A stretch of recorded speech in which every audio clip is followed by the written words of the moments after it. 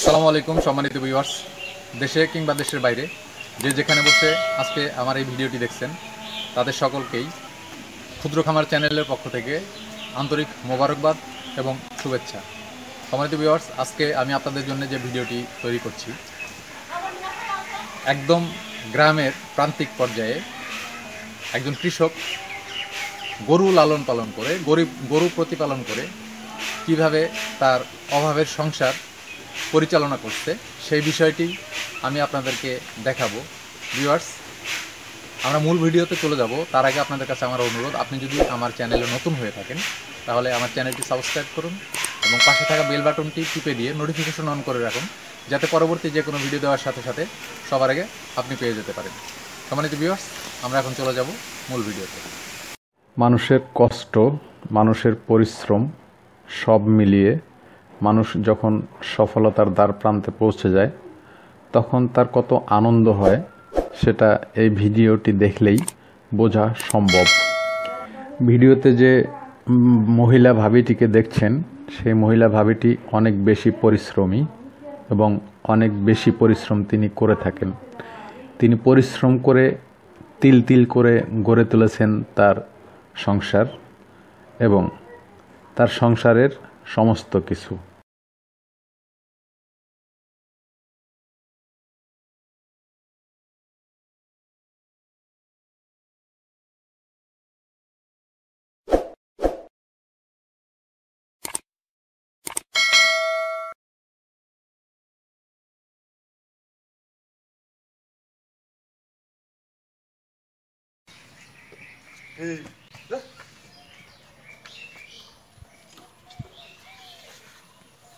Viewers, আমি যে বাসায় এসেছি আমি এই বাসার পুরা বাড়িটাই আমি আপনাদেরকে দেখাচ্ছি, শুধু এই মাত্র এই ঘরটা আর এখানে যে গরুর ঘর আছে।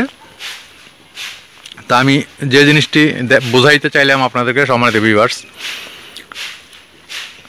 যে কয়েকটা গরু আছে তার মধ্যে গরু যে বাছুর দিয়েছে আল্লাহ, এই বাছুর এবং এই গরু কতখানি স্বাস্থ্যসম্মত, স্বাস্থ্যবান এবং কত সুন্দর, যেটা আপনারা না দেখলে বুঝতে পারবেন না। ভিউয়ার্স, কিভাবে গাভীর দুধ বিক্রি করে সংসার পরিচালনা করতেছেন এই বিষয়টি আমি আপনাদেরকে দেখাবো এবং আপনাদেরকে শোনাবো। তো এই বিষয়ে কথা বলার জন্যে আমরা এখন গাভীর মালিকের সাথে কথা বলবো। একটা জিনিস আমি আসলে জানতে চাচ্ছি আপনার কাছে, আপনি গরু কতদিন থেকে লালন পালন করেন? আমার যখন থেকে বিয়ে হয়েছে তখন থেকে পালি। ও, যখন থেকে বিয়ে হয়েছে তখন থেকেই আপনি গরু প্রতিপালন করে থাকেন? হ্যাঁ। আপনার বাবার বাড়িতে যখন ছিলেন তখন কি আপনি গরু পালন করছেন? আমার বাবা মা করছে, দেখছি ছোটবেলায়। আচ্ছা আচ্ছা, আপনার বাবা মা করছে সেটা দেখছেন, ওখান থেকেই আপনি অন্তত শিখছেন যে কিভাবে গরু প্রতিপালন করতে হয়। তারপর শ্বশুর বাড়িতে এসে আপনি গরু পালন করতেছেন। আচ্ছা, তো আপনার এখন কয়টা গরু আছে? আমি গরু পালন করি তখন থেকে। এই গরু আমার একটা শুরু থেকে নিয়েছিলাম, প্রথমে 3,000 টাকার একটা বাছুর নিয়েছিলাম। সেই বাছুরের থেকে 7টা বাছুর হলো, সেই গরুর টাকা দিয়ে আমি ঘর দিচ্ছি 1,80,000। তার মানে আপনি যেটা বলতে চাচ্ছেন, প্রথমে আপনি একটা বাছুর নিছেন, সেটা পালন করছেন, পালন করার পরে সেটা থেকে 7টা বাছুর হয়েছে। হ্যাঁ হ্যাঁ, সেই 7টা বাছুর আপনি বিক্রি করছেন, বিক্রি করে আপনি ওই ঘর দিচ্ছেন। ঘরটা একটু আমার ভিউয়ার্সকে একটু দেখান। 1,80,000 টাকা ঘরটা, 1,80,000 টাকা খরচ করছেন ওই ঘরের পিছনে। হ্যাঁ। ভিউয়ার্স, এর থেকে আসলে আর কি পাওয়ার আছে যে একটা গরু পালন করে? অত সময় লাগছে, মোটামুটি 5-7 বছর সময় তো অবশ্যই লাগছে নাকি?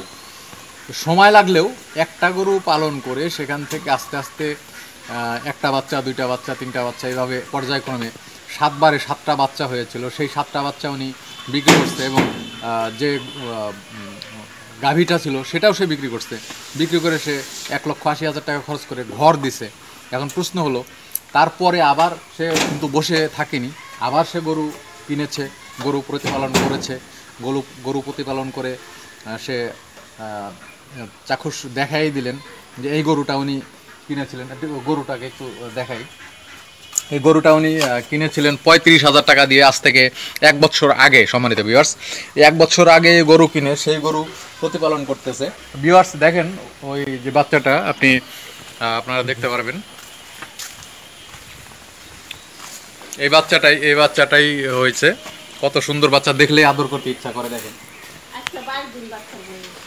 তো আমরা এই বিষয়ে আরো কিছু জানবো। ভিউয়ার্স, বাচ্চাটার বয়স কয়দিন হলো?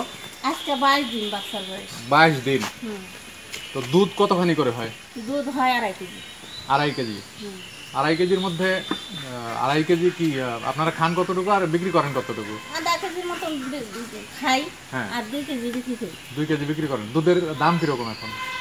40 টাকা কেজি, 50 টাকা। 40 টাকা কেজি, 50 টাকা কেজি। আচ্ছা, যদি 50 টাকাও ধরি তাহলে 100 টাকা, তার মানে মাসে আসতেছে 3,000 টাকা।